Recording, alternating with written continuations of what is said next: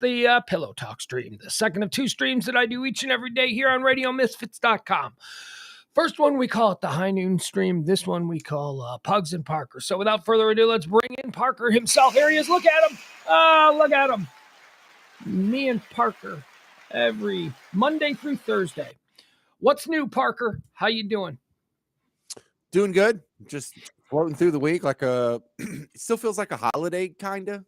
But I think that's just because my kids are out of school. So yeah. Are they out of school? Why are your kids still out of school? Because they didn't start their Christmas break until like 2 days before. They didn't get off till like the 22nd. Really? And it's not everyone out here that did that. The adjacent school districts went back this week. Wait a second. Okay. So Christmas was on a Sunday this year. Yeah. So that means that they went to school like through Wednesday of the week before. Yeah. And then they were home Thursday and Friday. And then Christmas Eve was Saturday. And then Christmas was Sunday. And then they were off the whole week in between, right? And then, okay, so I guess that is how it would work. Because I used to think, I guess we did get you get 2 weeks off for Christmas and New Year's. Okay, that's it. So we just traded the week before Christmas for the week after New Year. All right. All right. So when are they going back? Do they go back this week? Like, do they go back? Well, I guess they wouldn't go back now. I think they go back like the 10th, like next Tuesday or something. Wouldn't it be just a kicking a little kid's nuts? Just like, yeah, you can go, you get all week off, but you got to go back on Friday. Just send them back. That's how the real world is. Sometimes you got to go to work on a Friday. Yeah, and the other thing that might be a piece of news people actually care about is we're looking at doing a memorial get-together for fans and friends, John Osterlin / Rebecca Pratt. We're looking at Saturday the 15th, and we're looking at the Mid-City Yacht Club. The Mid-City Yacht Club. Is that the place you'd been talking about, or is it this? Oh, yeah, well, we have... you're right. That did come up in a story. The last time I was actually hanging out with Rebecca was at the Mid-City Yacht Club. And we've been there for a lot of things. It used to be. No, but is this, you guys had a friend who owned a place that was. No, that was the Vintage Rock Club. And he's out of town and is sort of out of pocket. And I think it might be accounted for next Saturday already. So Yacht Club was sort of our default bar, especially when I lived next to it. That was. And this is the place that doesn't have any yachts whatsoever. It's not near a body of water. No. I get it. It's ironically named. Hey, by the way, James, I wanted to point out, I don't know if you heard about this. I don't know if it's reached your neck of the woods, but yours truly, look at this, yours truly. So the Dallas Observer does their things to look forward to in the new year, or was it the best things about the past year? I don't know. I don't care. I'll take both. They named me number 4. The number 4 thing. Look at this. Now, they couldn't come right out and say it, but we have to read between the lines. Look at this right here. Look at that. Get a little publicity. I'll read it. The number 4 best thing, either about 2023 or I don't know what 2022 was. I don't know. I don't really care that much. Mike Reiner returns to the airways with 97.1 FM The Freak. The news started on a sour note as the longtime rock station 97.1, they call it the Bone. They got that. Oh, dang it. Eagle. What the? Someone who just moved to Dallas like 4 months ago and was trying to figure it out. Well, now, look, let's not besmirch the credibility of this person because obviously they know a good thing. 97.1 The Bone announced it would be changing formats, but it got better when the station revealed that retired The Ticket host Mike Reiner would return to the airwaves for the station's new all-talk format. The move also kept sports talk host Bennett Skin on the station and brought back some familiar names such as Pugs Moran of Pugs and Kelly fame. Woo! Look at me of Pugs and Kelly and a bunch of other douches from The Ticket like Bayless and Grooves and all that. But isn't that nice of the Dallas Observer recognizing my return as one of the 4 great things? I mean, they had that's cool, but it also came from a guy who didn't know that the Eagle's called the Eagle. So I mean, does he really does he really know the Dallas radio scene inside and out? But Here's what we all do. Here's the game we all play. But he So called me. He mentioned my name and then attached fame to it. That felt I like nice. that. I like that. That's great. Familiar voices, Pugs Moran of Pugs and Kelly. Fame. Woo, Well, never thought about it like that. Okay, but Ben and Skin got mentioned next. So Mike Reiner, obviously the biggest name. Ben and Skin was next, then you, but you were ahead of who else? Danny Bayless and a few other people. So Okay, let's not do that. I don't think there was a pecking order that was necessarily thought about. All right. Hey, James, we got a lot of stuff to cover today. Actually, we don't. We've got one thing that I want to talk about today. Can you guess what that is? Now, I gave you Idaho stuff, man. The Idaho guy. We found out a lot more weird stuff about this investigation where it's basically, I don't know, is this 24 or Jason Bourne or Taken or whatever? Like, there's some people out there with a certain set of skills.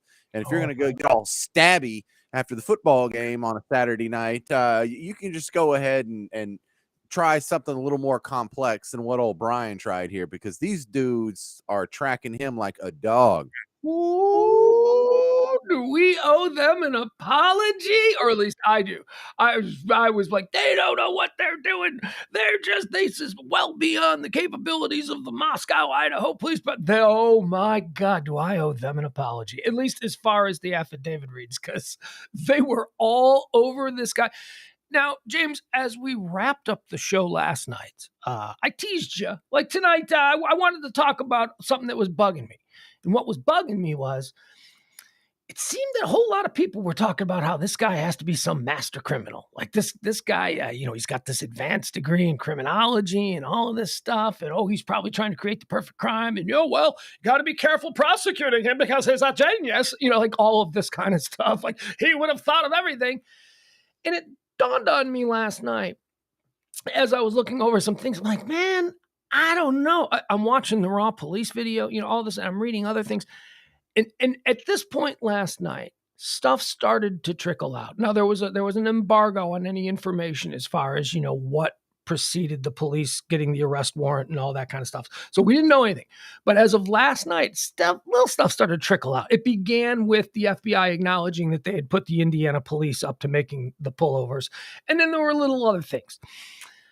So I started to look at some of the stuff and I went, you know what? I really want to talk about how I think this dude might just be a grand idiot. He just might be one of these dudes who's really good at book smart stuff, like good in school and good in classes, but then is so socially awkward and weird in the real world that he has no clue how things actually go down. Go ahead, James. You were looking to. Yeah, so two things. Number one is I am consistently, and it's not 100%, but it's about 80 to 90% consistently disappointed in how awful it is to talk to people who have a PhD. Like, these are not inherently smart people. They are maybe autistic in like one direction, like my kid can solve every Rubik's Cube in the world, but he doesn't know where his tennis shirt is. Yeah. So, so PhD shouldn't mean so much to people like, oh, he must be a genius. No, the real geniuses don't have PhDs. Well, it's one of these short takes that shortcuts that we take with people so that we don't have to do the actual legwork of finding out about them. Oh, they've got a good job. Oh, they come from a good family. Oh, he's studying for his PhD. These are all little boxes we check that make us, trust someone, and it's ridiculous, as you pointed out, because it's often disappointing. Right. Now, you're not going to be a complete Neanderthal sort of troglodyte mouth breather and get a PhD. I'll grant you it gives you some semblance of there's a limit to how stupid you can be, but you can still be pretty damn stupid and have a PhD. The other thing is, what was the other thing? Hang on. What happens when you lose your train of thought here? No, there was two things. It's PhD, criminology. Keep going. I'll think of it in like. Anyway, my whole contention was that it started to dawn on me last night that maybe this guy wasn't the genius that everybody was putting him out to be. And then here we are. Oh, now I know the other thing. The other thing, even if he is of average intelligence, we all, myself included, we all have an inflated idea of what average intelligence is. We watch too much TV and the character happens to know that, it's going to be on the back of the Declaration of Independence. People don't, the average person doesn't know crap. I don't either. I couldn't pull this off. And I'm are probably somewhere average, hopefully above a little bit average intelligence. But if you put You're me in a easily top 5%. You are top yeah. 5% of the people out there running around. And I like to think that I am as well. But, sometimes we fall into the lower half but for whatever reason, yeah, I mean, okay, so now let's talk about him because this what I'm about to say plays a lot into who he is. He also sees himself in the top 5% with us, James. He sees himself as one of us. He sees himself as somebody who knows what's going on. And that's the problem. He was such a narcissist that I think that he talked himself into believing that he was in fact this mastermind and that he could perpetrate some form of, unsolvable crime, some All I so gotta do is put my cell phone on airplane mode when I get close to the tower, and they'll never be able to put 2 and 2 together. and so arrogant and so narcissistic. And we're learning so much about him now. And a lot of the way he seems to have lived his life, which look, I'm a bit of a hermit, but I'm a social hermit. Like I got friends and I talk to people and I hang out with people. There are other people who just retreat into this very solitary sort of existence. And we're seeing that with him. He didn't have any friends. He was banned Do we from a know club. that? I didn't read that. Yeah. He didn't Oh have yeah. any friends. So No, so what do they say about him he was socially? socially Like, never awkward. had a girlfriend, never been kissed, one of those guys? Well, I don't know about that stuff. But everybody from his high school friends to people that were in his classes at Washington State University, all describe him as the same weird kind of guy.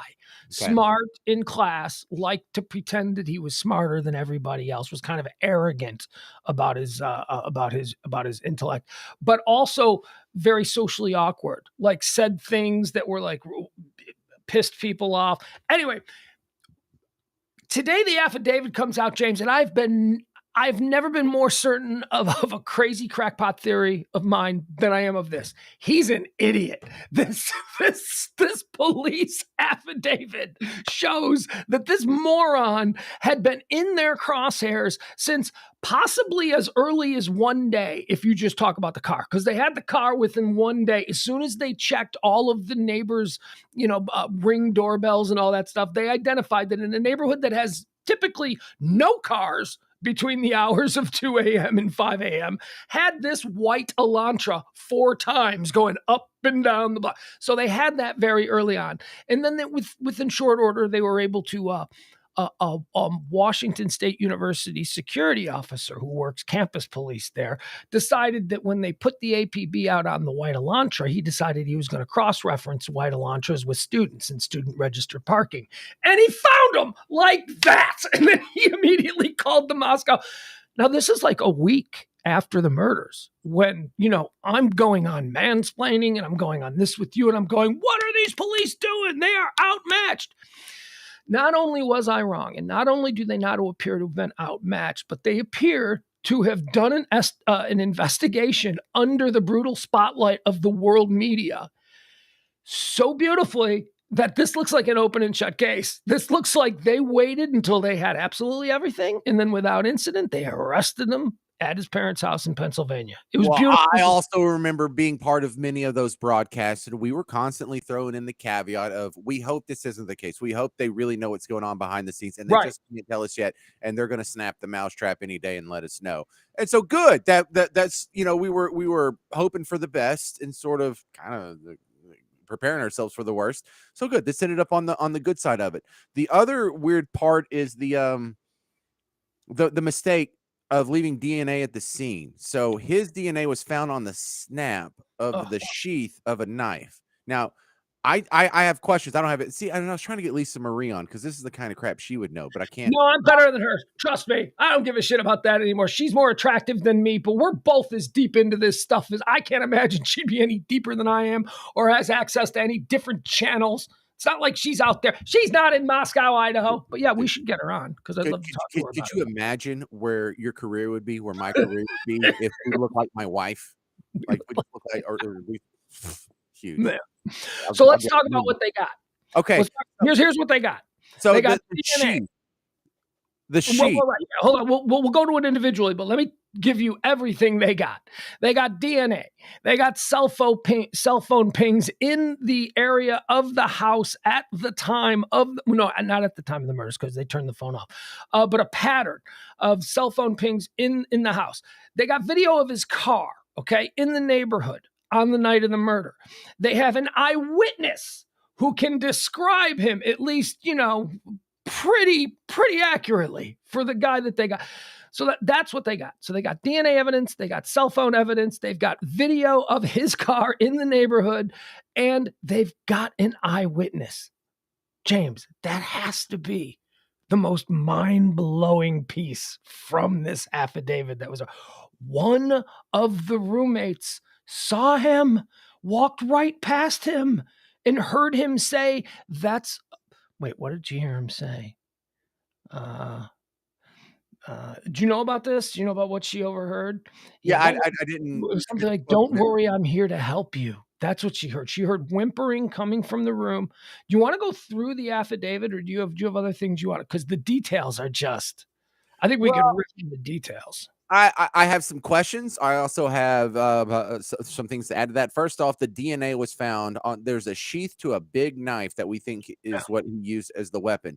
Now, the DNA was found on the snap where you have to unsnap it. That there was enough friction there with his body to scrape off some DNA. They took a scraping from there.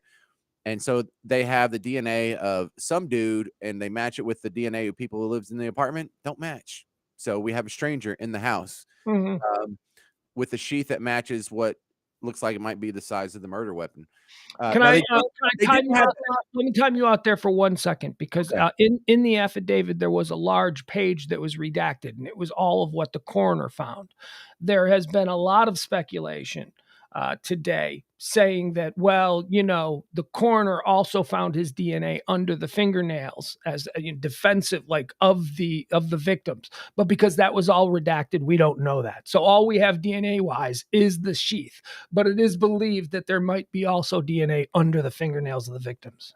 Okay, so how do they get a DNA match? What they do is they follow Home Skillet's cell phone pings all the way back to I don't know, Bunny Chip, Pennsylvania. Where's he from? Like Albright or something? Yeah, I don't know. Buffalo Knob, whatever. I Yeah, don't know. Somewhere rural Pennsylvania. it ain't Pittsburgh and it ain't Philly. It's one of them Appalachian towns in between. They call it Pennsylvania, right? Yeah, yeah, It's exactly. in I've between heard that. in between Pittsburgh and Philadelphia is Pennsylvania. Yeah, it's just Alabama with bigger hills. So they follow him back and he goes and chills with his parents. And so because they have a little bit of probable cause, there's a search warrant that they can go try and get some DNA.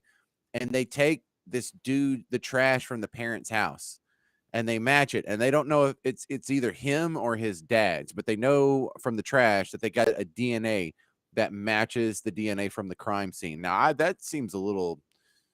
I don't, I'm not like a Fourth Amendment, have a rash about it, but I don't know if I like that part. Either way, I like the outcome, so we'll Yeah, worry about that I'm later. totally okay with it. You're okay with that? Totally okay with it. So,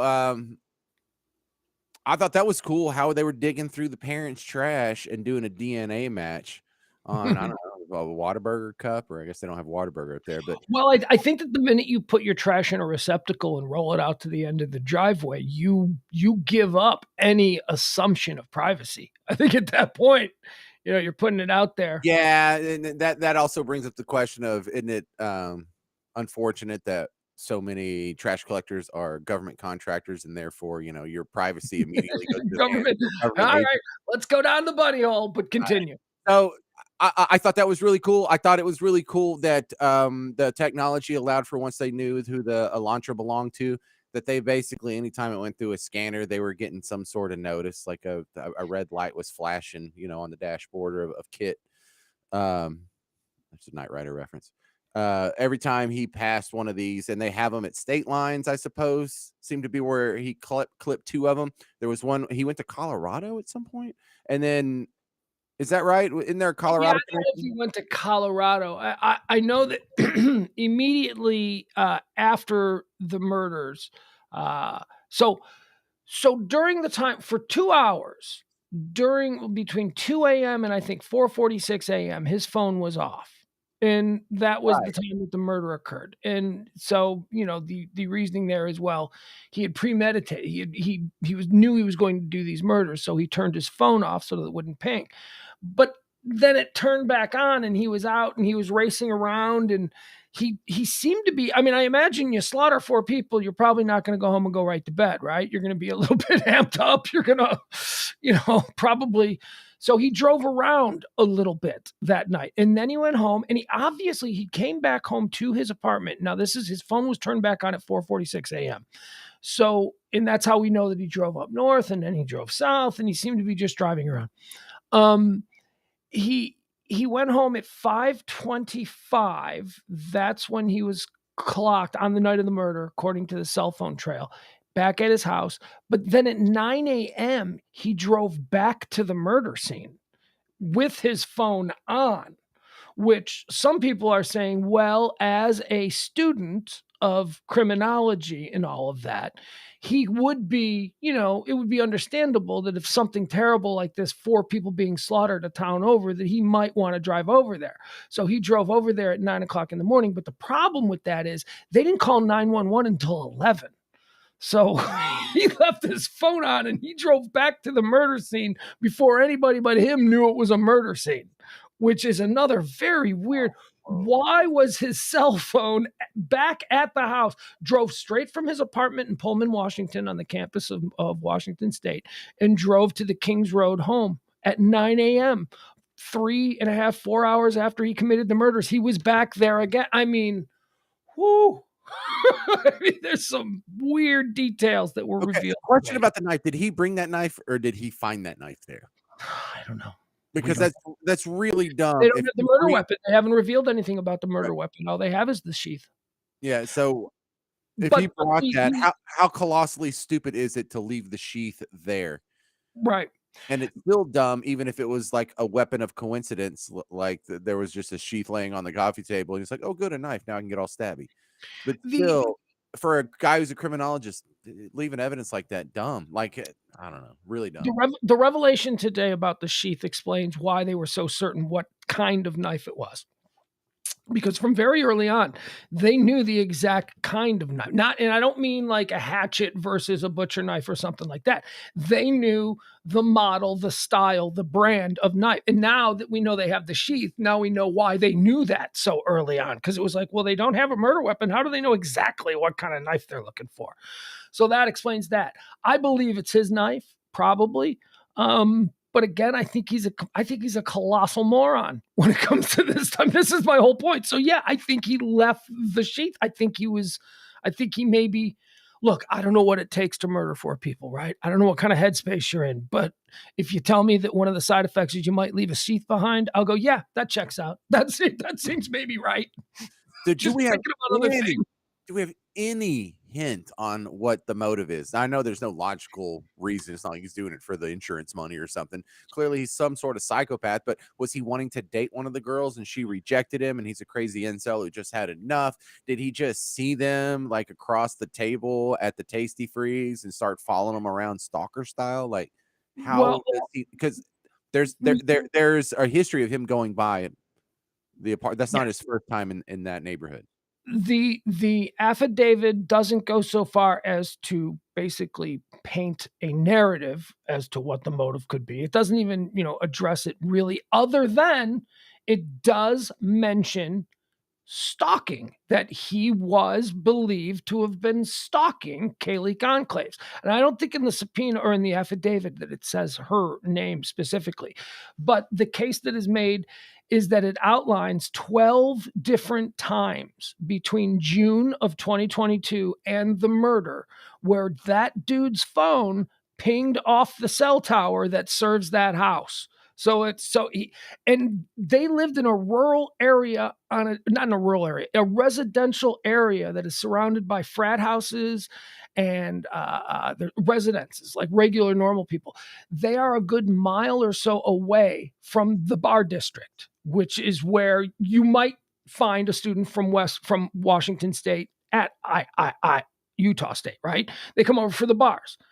He has no reason to have been in their cell phone area 12 times unless he knew her, was stalking her, was watching her, or whatever the case is. The other thing about that is all of the pings came late at night, early in the morning. So all of the times that his cell phone was pinged in the area of the Kings Road house between June and the murders, they all came at night, like middle of the night. Like, what the fuck was he doing out there? You know what I mean? He better be able to produce a girlfriend who lives a block over, right? I mean, because that's the only excuse. Otherwise, it's starting to look like. Do you remember very early on the incel uprising where people were leaking out that they believed that it was a local incel and that, this was a stalker and that she had a stalker, and the police immediately shut it down. And I was so angry at the police for shutting it down. Well, now it seems like maybe that was a lead that they were already working, and that's why they shut it down. They're like, shh. Can y'all shut up? Yeah. Yeah, it seems like, obviously they believe this was targeted. They believe this was premeditated and planned out. I mean, he had been driving around. They think that he made a couple of dry runs in the weeks before. Okay, so here are my questions. Ready? Okay, so I got a couple of questions here. The unharmed roommate who saw him and who he walked right past in the hallway as he escaped out a sliding glass door in the back of the house. Why didn't she call 911 right away? That's a question that I have. Now, you have to understand what leads up to it. She was asleep in her bed on the second floor. We were led to believe that the two unharmed roommates both lived on the first floor. They didn't. Only one. One of the unharmed roommates also lived on the second floor where Zaina and Ethan lived. At 4 a.m., Zaina ordered DoorDash, and DoorDash arrived. At what time? 4 a.m. 4 a.m., Zaina on her phone ordered DoorDash. DoorDash came, and Zaina's dog started going nuts. And the dog barking woke up the roommate who was unharmed. So she woke up for a few minutes. She heard the DoorDash exchange. She heard Zaina go back to her room, and she heard them starting to eat, and it was her and her boyfriend in the room. About 12 minutes later, she heard the dog barking again, and at this point, she got up and opened her door and heard Zaina say inside her room, "I think somebody's in the house." So that would have been Zaina saying that to Ethan, her boyfriend, in the bedroom. "I think somebody's in the house." The surviving roommate overheard her say that. And at that point, then she went back to bed again. She was like, oh my God. Okay. So she clocked her bedroom door, and she went back to bed. She was thinking this was a party house. So it wasn't rare to have people coming and going at night. These were single girls with boyfriends, and you know what I mean? Zaina and Ethan were in and out. They were at a frat party. So the idea that one of the roommates might have people over at 4 o'clock in the morning probably isn't all that shocking, right? College kids on a Saturday night. Somebody's looking to get some. So she goes back in her room. Then she hears whimpering, what she thinks is whimpering, coming from one of the rooms. And that's when she opens her door again. She gets out of bed. She comes out into the hallway, and she overhears what she describes as crying. And she hears somebody say, "Don't worry, I'm here to help you." Okay. Now that's pretty freaking creepy. At that point, she goes back into her room again. So she's up now. She knows something weird is going on here, right? She's been up, she's been down. The DoorDash guy, this is only, by the way, 20 minutes after the DoorDash guy arrived. So it's almost like the killer waited for the DoorDash guy to leave, and then he came in. She got up again, and I don't remember exactly what the reason is, but she got up again, and this is at the point where she describes a 6 foot tall, 185 pound, athletically but not muscularly built man dressed all in black with bushy black eyebrows and beady eyes walking towards her. She didn't recognize him. She said that she froze in this darkened hallway in the middle of the night in this house where a bunch of people live. And he walked past her and exited out the sliding glass door. She, after she stopped being frozen, panicked and went in her room and went to bed. So my question is, why didn't she call police? Well, Maybe she didn't have a clue anything weird was happening. Maybe she just thought that was a guy that, was hooking up with somebody. You know what I mean? I mean, I can forgive her for not, because I have lived with a bunch of people in my college days. I know that, people got stuff going on. You don't call the police every time something, it's just, now, in retrospect, of course, knowing what would be revealed in a few hours, sure, you wish she'd have called 911, but I don't condemn her for it. I mean, I kind of get why she didn't. It was just mind your own business. I don't know what they're getting into, but I hate living with these people. You don't love your roommate. You know what I mean? Maybe they had a rough relationship among roommates and she just didn't want to start anything. And it's just the roommates being assholes again. Or what, you know how it is? It's complicated. Well, and look, Sally nails it in the comment section saying, so creepy. This sounds like a scary movie. And Yeah. I always bristle at the scary movies, whether it's like a Scream or whatever it happens to be, because why does this guy who has no incentive to just start stabbing people, why is he going to go into a house and like stab 4 people? It's so ridiculous. That never happens. Well, I can't say it never happens. It happened. Can't say, yeah. So, my wife is a insanely irrational person, because when it comes to proportions, she's the kind of person that buys a lottery ticket thinking we got him this time. And she worries about stuff like that. Like, well, if we let our kids walk to the park, someone's going to drive by in a van and snatch them. No, that doesn't happen. It doesn't happen. That's not a thing we really have to worry. I mean, 10 times more people get struck by lightning every year than that. I agree with you, man. I agree with you. These things are all things that happen, but we can't lead our lives because we're afraid they might happen to us. The way I've always looked at it is I've already had my personal tragedy. My father was shot and killed in street crime on the streets of Chicago when I was 6 months old. It's not something that happens to a lot of people. Not a lot of families are the victims of gun violence that early in their life, right? But I was, so I like to think maybe I got that one out of the way. Right, but like my wife is the type of person that says, "Well, we can't go to sleep with the back door unlocked because what if someone comes in and just kills us all?" It's like, that's never going to happen in your entire life. That's not a thing. In fact, no one, you don't have to worry about that, Pugs. Nobody watching the show, nobody commenting on the show, nobody's going to watch this on a tape delay 28 days later. Has to worry. That's not going to happen to you. Wait, you don't, all right, I'll go so far as to say you don't have to worry about it, but don't pretend like it's, not going to happen, because it could happen, but you don't have to weird yourself out over it. If it's going to happen, it's going to happen. Every time I get on an airplane, I say that. I can do all kinds of little things. I can pray. I can do this. I can do that. But if this damn plane's going to crash, it's going to kill me and everybody else on it, and it's going to happen. It's not going to have anything to do with what I individually do right now. It's just whether or not I have my seatbelt on, or I'm jacking with my cell phone, or my tray table's not in the upright position. It's going to happen. Yeah. Like I said last night, man, we all have these little things that fire in our brains, and sometimes they clot up, and then one time they try to fire and you die instantly. That's life. You can't be afraid of stuff. You can't. You just got to live your life.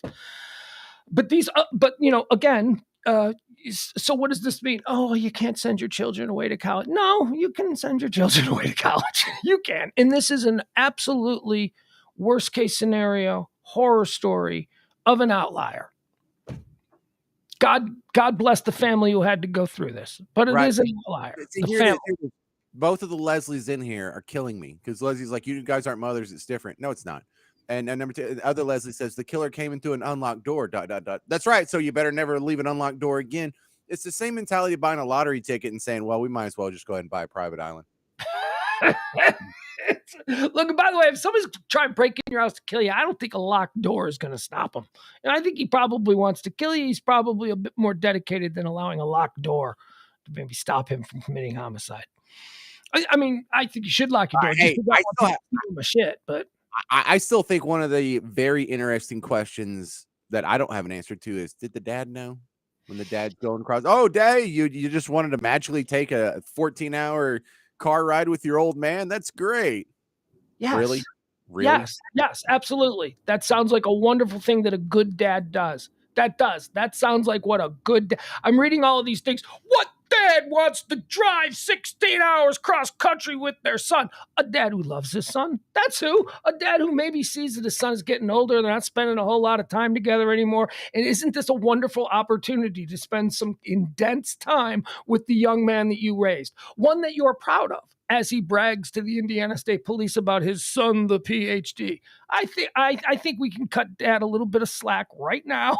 Maybe if we find out more, then we can start looking for That's not the sky. normal though. I'm sure for most trips home from college, the dad doesn't fly out and then just ride shotgun with you the whole way. Not that I'm saying it's like unheard of or really that crazy, but you also got to think, or I at least think that this guy is like in his 20s, and this probably isn't the first time he's ever did anything crazy. And so his dad's like, hey, my son actually wants to hang out with me. Yeah, the psychopath that killed all the stray cats in the neighborhood when we were growing up. This might be a good time to have some one-on-one time with old Scary over there. You're making a lot of leaps. They are fun leaps, I'll grant you that, but you're making leaps.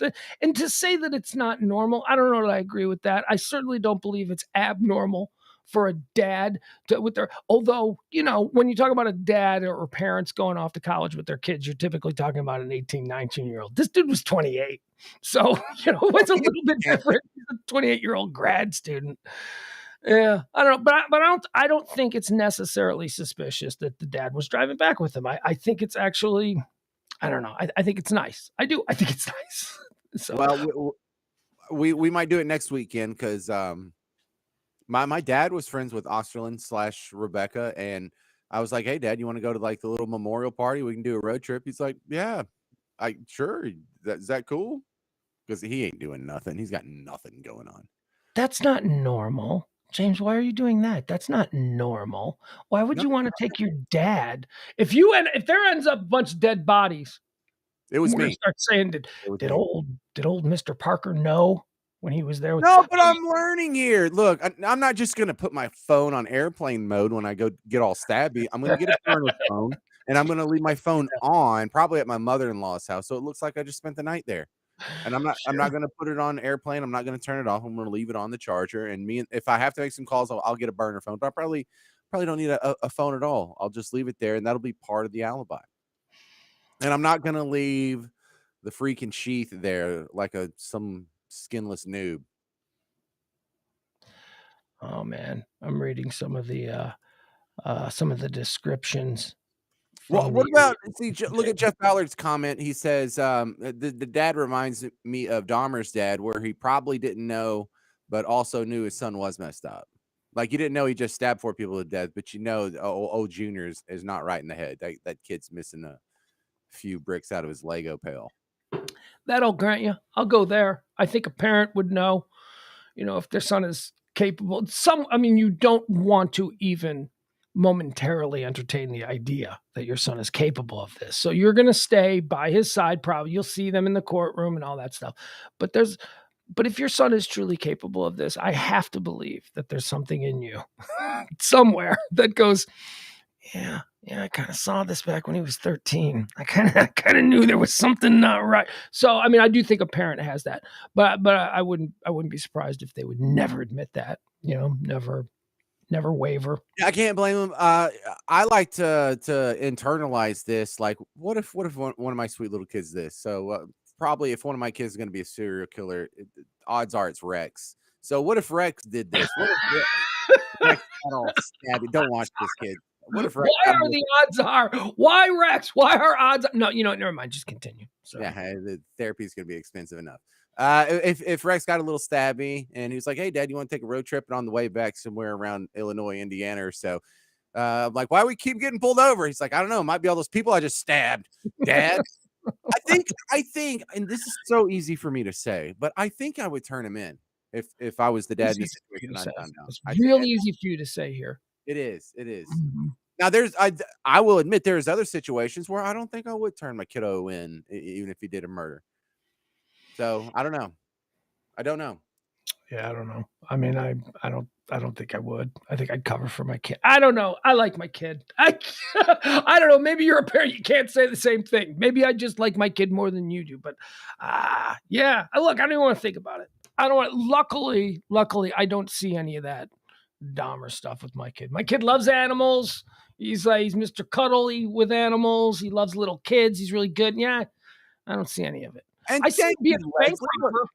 No, you Leslie, know what I see my kid being? My kid would be like like this Sam Bankman-Fried. Like I could see him turning into that, like being a con man that just takes a whole bunch of money in some fly-by-night tech scheme. But yeah, not murder. Go ahead. no, no. So Leslie says James would turn him into Dexter, killing for good. You give me way too much credit, but I am honored by that claim that I would, if my son was a serial killer, I'd try and steer him in the right direction. Yeah, why not? Give me a lot of Absolutely. credit, man. I can barely train a dog, much less a serial killer. Mm, I think dogs are a good indicator of a human being. Do you believe that, or do you find that dogs hate you? And don't count my dog. My dog doesn't hate you because of something that it sees in your soul. My dog hates you because you came into the house, and she hates everybody who comes into the house. But are you like, do dogs tend to like you? Because I fully believe that if a dog doesn't like you on sight, you're a bad person. Because I think dogs have a filter that we do not have. I think some dogs are good tells of that. I think some dogs just bark at everybody, and I think some dogs have a bad radar when it comes to telling who good and bad people are. And I think some dogs are just dickheads who, Some dogs are bad people themselves. yeah. Yes. So you can't No, fix no, there's not a monolithic answer, but I will say that if you have one of these sweetheart dogs that can kind of sense other people's aura, oh, I would buy that. I'd buy that. There's some dogs out there that you would rely whether or not they like someone. Like everyone that comes over, they like them, but then this one shady person that it. comes over, they don't like them, and it turns out that they were stabbing people in graduate school. There you go. Even though they're a PhD doctoral student. Let's see here. I'm trying to get to the point in the affidavit that talks about indicated she was likely awake using the TikTok. Are you going through the Okay. whole 19 pages? Did you do that? Oh yeah. Oh yeah. Twice. I read through the whole thing twice. DM and BF are the abbreviations given for the two surviving roommates. DM and BF. DM is the one who heard all of it. BF basically slept through the whole thing, but DM is the one who was awoken by the DoorDash and the dog and all that. So here, let me read it to you from here. DM and BF both made statements during interviews that indicated the occupants of the Kings Road residences were all home by 2 a.m. and that they were asleep or at least in their rooms by approximately 4 a.m. So these are the two survivors. Okay, they were back home by 2 and they were in their rooms or at least perceived to be asleep by 4 a.m. Law enforcement identified the DoorDash delivery driver who reported this information. Okay, so they cleared the DoorDash guy. They were like, okay, you just dropped it. Okay, you seem legit. DM, one of the surviving roommates, DM stated she originally went to sleep in her bedroom on the southwest side of the second floor. DM stated she was awoken at approximately 4 a.m. by what she stated sounded like conclaves playing with her dog in one of the upstairs bedrooms, which were located on the third floor. Which A short, we're all assuming this is part of the stabbing fight. I, Sounded like she was I, playing with I a don't dog. I don't know. No, that's what she said. She thought it sounded like, but as it was revealed, she wasn't playing with the dog. The dog was just barking because the DoorDash guy was here. But No. she was awoken, and initially because maybe that's passive aggressive roommate stuff, playing with her dog again at 4 a.m. Like maybe she'd been woken up by that. So, but yeah, that's what she thought it was. Stated that she was awoken at approximately 4 a.m. by what she stated sounded to her like Gonclaves playing with her dog in one of the upstairs bedroom. A short time later, DM said she heard who she thought was Gonclaves say something to the effect of, "There's someone here." Okay, so that's Right? creepy. A review of records obtained from a forensic download of Kernoodle, that's Zana and Ethan, Zana Kernoodle. A forensic download of Zana Kernoodle's phone showed this could also have been Kernoodle as her cellular phone indicated, she was likely awake and using the TikTok app at approximately 4:12. So there's a number of people still awake in this house at 4:12, just before this stuff goes down. DM, surviving roommate, stated she looked out of her bedroom but did not see anything when she heard the comment about someone being in the house.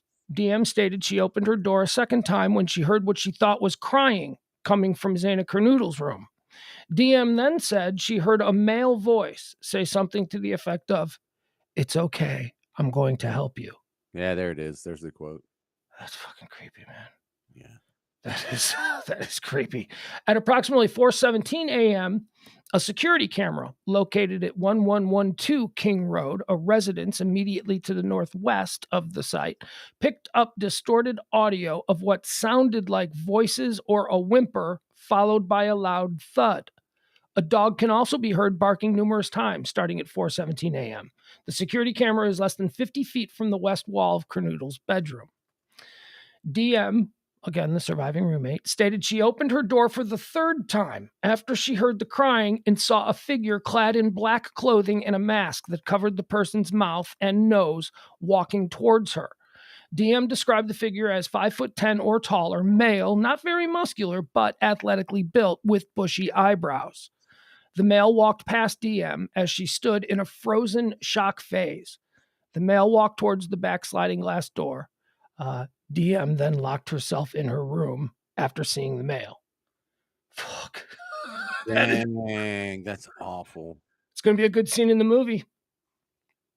This is gonna have movies plural about it. There's gonna be like the real Netflix sort of Yeah. documentary on it, and then there's Yeah. gonna be like the Scarlett Johansson or whoever It's like the real Scream, you Jenna know? Ortega. It is. It is. Mhm. This is wild because whatever it is at this point, whatever the motive is going to be something irrational, crazy town. There's not a legit. It's like, well, I love Nicole forever, like from Fear, and I don't know. We all don't like one of the reasons we are attracted to stories like this is because we can't reconcile the evil that we just witnessed. No, but I am starting to put together a little bit of a theory on what I think happened here, based on all of the other things that I've been following for the past 2 months now, almost. Please do. For instance, James, one of the interesting fun facts about Brian's life is that Brian was banned from 2 establishments on the campus of Washington State University. He was Really? banned. He was banned from a bar, not allowed to be in the bar anymore because of the way he talked to the waitresses and the way he was apparently very creepy with customers. So he was banned from the bar. You ever And then been banned from a bar? no, no, which is Crazy scumbag, and I haven't been banned from a bar. Yeah. right. I mean, but this guy was then also banned from a coffee shop. So when he decided maybe the bar scene is maybe I'll just go start being a creep on girls in a coffee shop, he was banned from a coffee shop on the Washington State University campus as well. A Now, coffee shop. You get coffee banned from a coffee shop. You Mhm. are like at least AAA, if not major league creep. Because you can't even, blame alcohol. You can't even say, I just had a little too much. No, you're just a creep if you're like, creeping out girls in a coffee shop. And think about how laid back and accepting and open minded the coffee shop crowd is, right? They love all At them. Washington State University in rural Pullman, Washington? Are you kidding me? You got to be a real piece of work. You got to be a real douche tire. Absolutely. So here's my theory. So maybe he's got a bit of a reputation. I don't know what kind of a bar scene or social scene they have there at Washington State University, but it's probably not as large as say Texas, or some of No, them. it was It's pretty close probably when we looked it up. It had to be 23,000. Was that it? Did we sounds see about what it right. was? Something like that. Okay. But maybe, you burn enough bridges in that part of town, you start to get a reputation. So that would explain why he was spending so much time over at University of Utah, which is only crazy 10 Why minutes do away. you say Utah? Idaho. Well, I keep saying Utah because they're Yeah, the same state to me. that's the second time you said it. Yeah, I'm it's like sorry, correct me. Mormon in the mountains. You They're the got same state. yeah. All right, so that explains why he might be over there at places at a different college that's only 10 minutes away. It's it's a quick drive. So he's got a bad reputation. He's been banned from a bar. He's banned from a coffee shop. Maybe he feels like he can't talk to any girls there. So he's going to go over to Idaho, on the campus there. And maybe this is where he encountered at some point, because remember, the police only had access to his cell phone pings dating back to June. And between June and the time of the murder, 12 pings in the Kings Road neighborhood went off. So possibly, was he hanging out on campus at Idaho? And did he meet one of these girls? Was she a bitch to him? Did he decide that this was going to be his target? You know how the crazy serial killers work.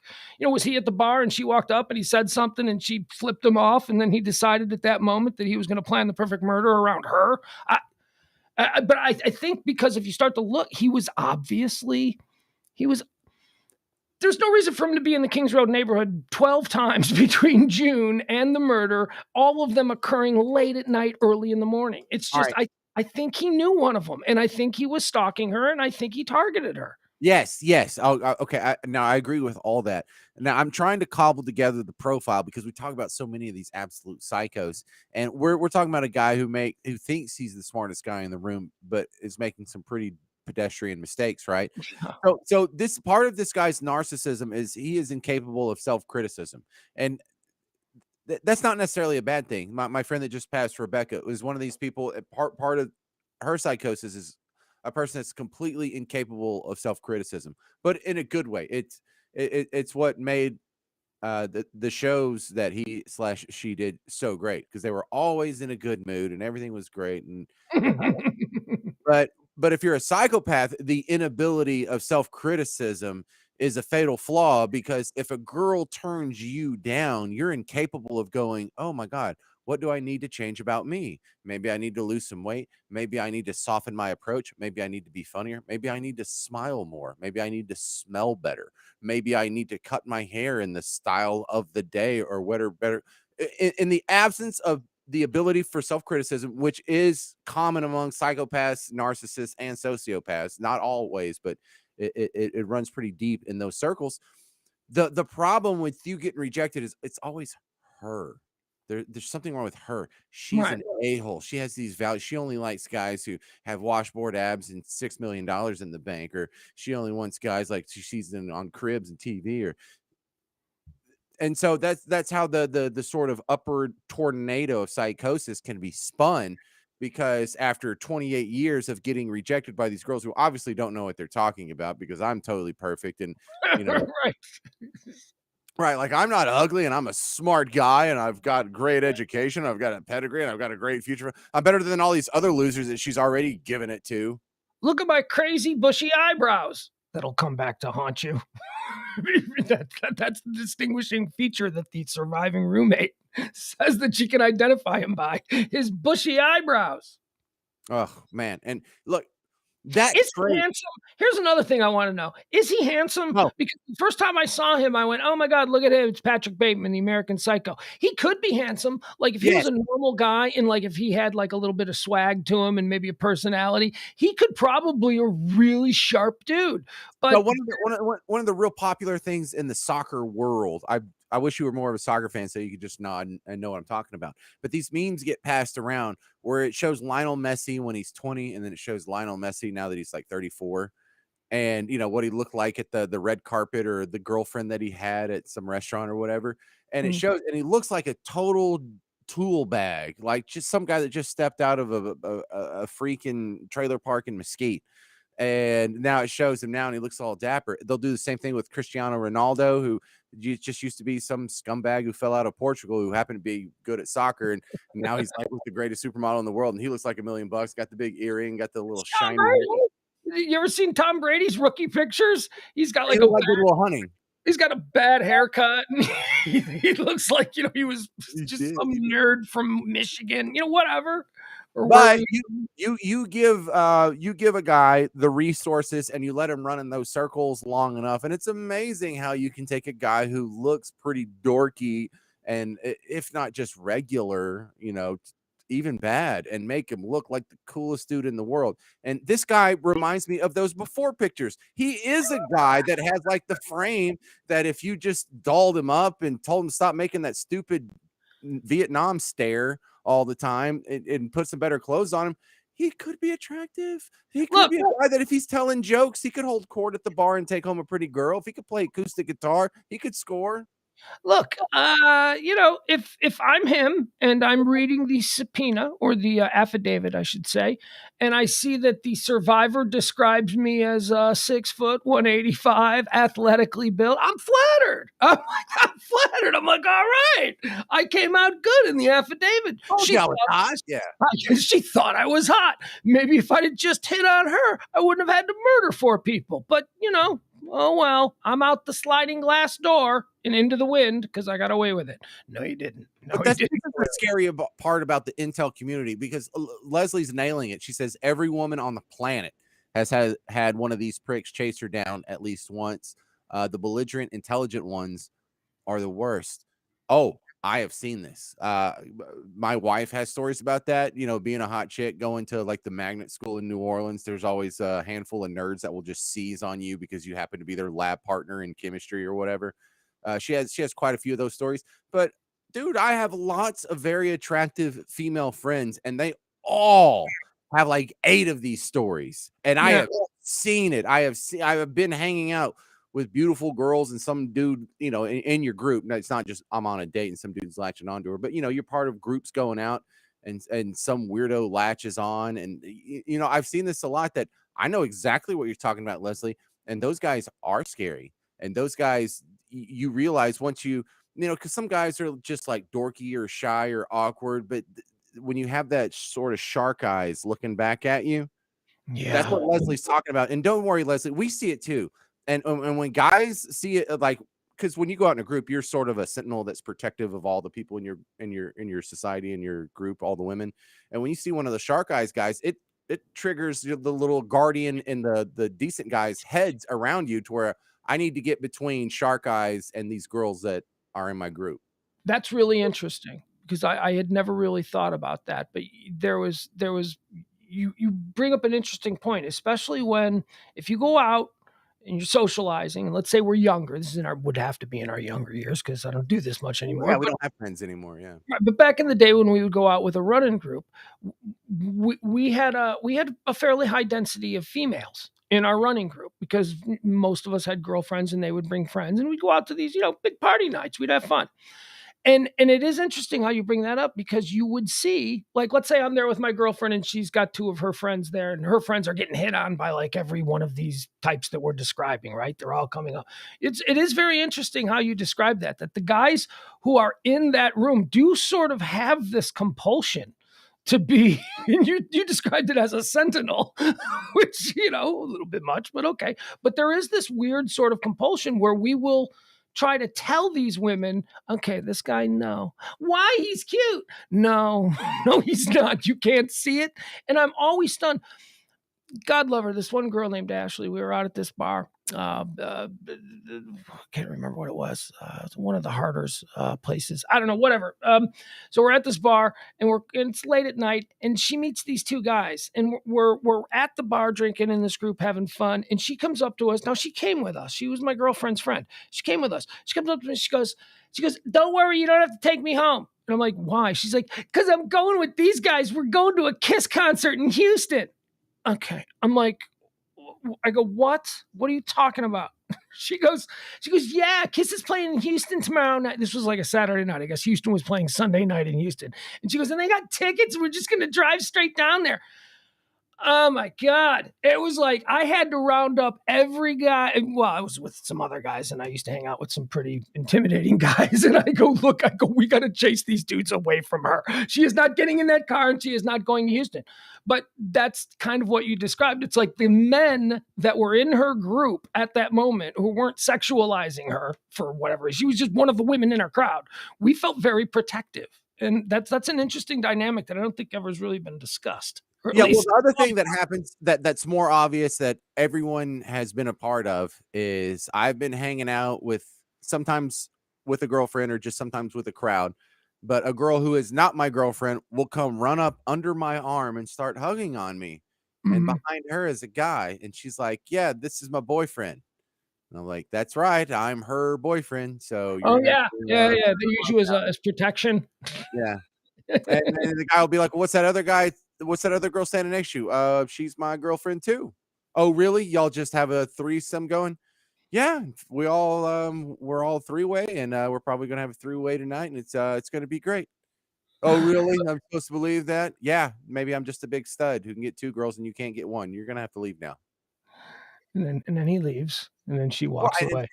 dude, how handy is it that we're huge? I love Leslie. Pugs, you are wrong. I'm wrong because I'm not talking about what she wants me to talk about. I changed the Wrong subject. hypothetical, Pug. Right. I started talking about something else. Thinking about minutes She's ago. mad.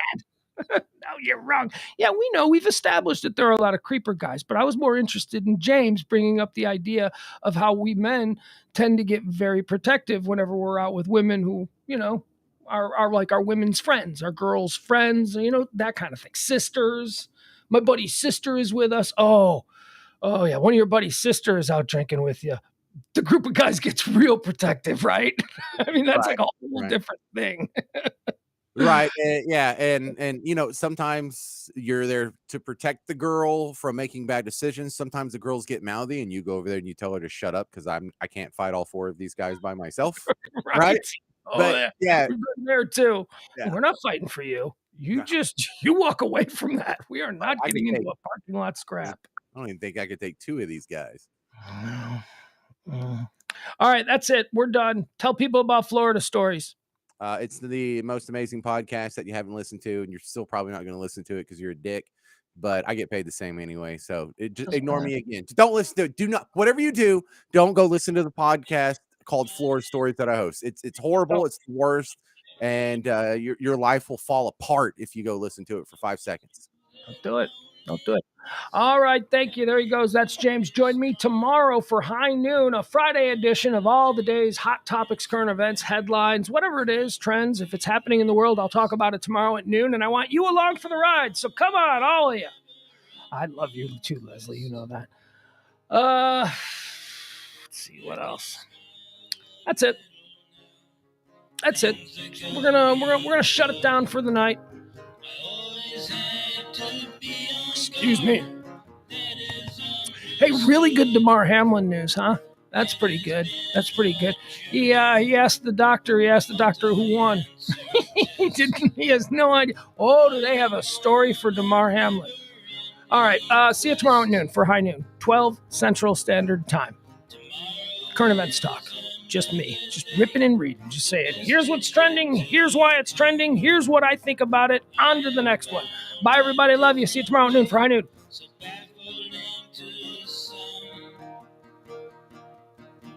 I have got an old guitar, that is all I need. I don't need no 401